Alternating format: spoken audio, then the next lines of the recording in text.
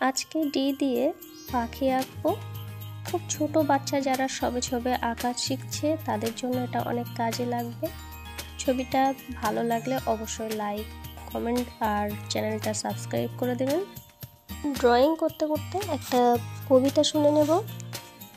কেন অমিলে শ্যাম সুন্দর দে, সাদা পুষি ধবধবে, ভুলোটা তো কালো, সাদা আর কালো মিলে লাগে কত ভালো। ওরাও তো দুটি জাত, তবুও তো কত একই সাথে ভাত খায়, খেলে অবিরত। একই ডেরা, একই ঠাই, একই ঘরে বাসা, সাদা কালো মিলে মিশে মানিয়েছে খাসা। পুষিটাকে মারতে হলো যদি তেড়ে আসে, ভুলো অমনি তাড়া করে, হুলো ভাগে ত্রাসে। আবার যদি কেলো আসে দল বল নিয়ে, ভুলোর ঘাড়ে কামড় দিতে ডেরার ভিতর গিয়ে। পুষি তখন লোম ফুলিয়ে ঝাঁপিয়ে পড়ে রেগে, সেই মুহূর্তে দেখে কেলো পালায় দ্রুত বেগে। সাদা পুষি কালো ভুলো আছে মিলেমিশে, মানুষ কেন দাঙ্গা করে জাতের বিদ্বেষে।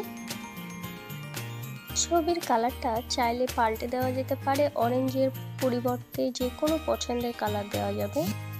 একেবারে প্রাথমিক স্টেজে যারা লেটার বা বিভিন্ন নাম্বার দিয়ে ছবি আঁকে এটা তাদের জন্য।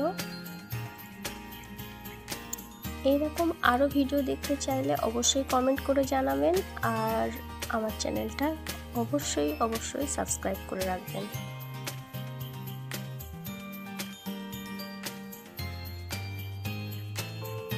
দেখতে দেখতে কালারটা অনেকটাই এগিয়ে গেছে, একেবারে শেষের দিকে। লেজের কালারটা আমি গ্রিন করছি, চাইলে এটা অন্য কালারও করা যাবে। ঠোঁটটা আমি পিঙ্ক কালার দিয়েছি, এটা রেড কালারও হবে। বাচ্চাদের জন্য ব্ল্যাক কালার দিয়ে চোখ বা ছোট ছোট কাজ করতে অসুবিধা হয়, সেই কারণে এটা ব্ল্যাক মার্কার পেন্সিল ব্যবহার করছি, এতে রংটা খুব একটা ছড়িয়ে যায় না। এই কালারটা বর্ডারের কাজ করতেও অনেক সুবিধা হয়। হাতের কাছে যদি মার্কার পেন্সিল না থাকে তাহলে ব্ল্যাক কালারটা পেন্সিল কাটার দিয়ে একটু সরু করে দিলেও ওরা একই কাজটা করতে পারবে।